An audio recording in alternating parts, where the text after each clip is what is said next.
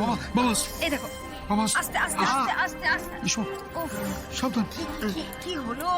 আমি এই নিয়ে চিন্তা করছিলাম এত করে আস্তে আস্তে বাবা আস্তে আস্তে আস্তে আস্তে আমি এই নিয়ে চিন্তা করছিলাম ধরো দাদুকে ধরো দাদুকে ধরো তুমি বসো বাবা এদিকে এসো এদিকে এসো এই তো এই তো এই তো এই তো। বসুন বসুন আস্তে আস্তে আস্তে আস্তে আস্তে আস্তে বসুন কি হলো বাবা? যখন বেরোলেন তখন তো ঠিকই ছিলেন। বাবা তোমার প্রেশার টেশার ঠিক আছে তো? সব ঠিক আছে রে।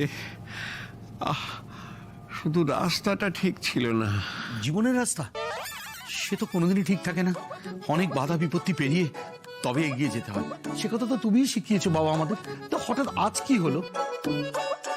আরে দূর, তুই হঠাৎ হঠাৎ দার্শনিকের মতো কথা বলিস কেন বলতো? এই রাস্তা সেই রাস্তা নয়, এটা সরকারি রাস্তা। আরে ওই যে বরফ কলের কাছে 5 মাথার মোড়ে ওইখানটা হঠাৎ হোঁচট খেয়ে পড়ে গেলাম রে। উফ, তারপরে উঠতে পারছি না। এই এই মেয়েটা হঠাৎ কোত্থেকে এসে আমাকে এখানে ধরে ধরে তুলে নিয়ে এলো।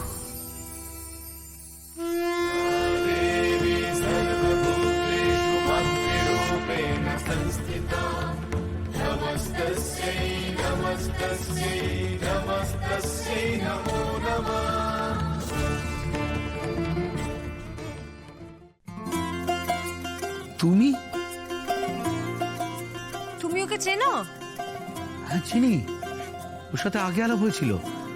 ও উমা, ওর কাছে আমার একটা ঋণ আছে, শিউলি ফুলের ঋণ। শিউলি ফুলের ঋণ? হ্যাঁ।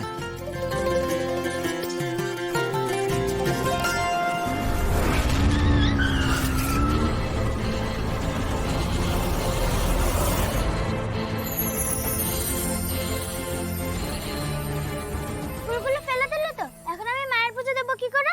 বলছি আমাদের বাড়ির পাশে না একটা শিউলি ফুল গাছ আছে, কালকে সকালবেলায় অনেকগুলো শিউলি ফুল তুলে রাখবো। তুমি কোথায় থাকো বলো, আমি সেখানে পৌঁছে দেবো। ওই রাস্তায় তো লোকজন থাকে না, দেখি পড়ে আছে, পায়ে খুব লেগেছে, উঠে দাঁড়াতেই পারছে না। বাবা দিয়া শিগগিরই বরফ নিয়ে যা। যা যা যা যা যা। দেখি, দেখি। আস্তে যা, আস্তে করে, আস্তে করে।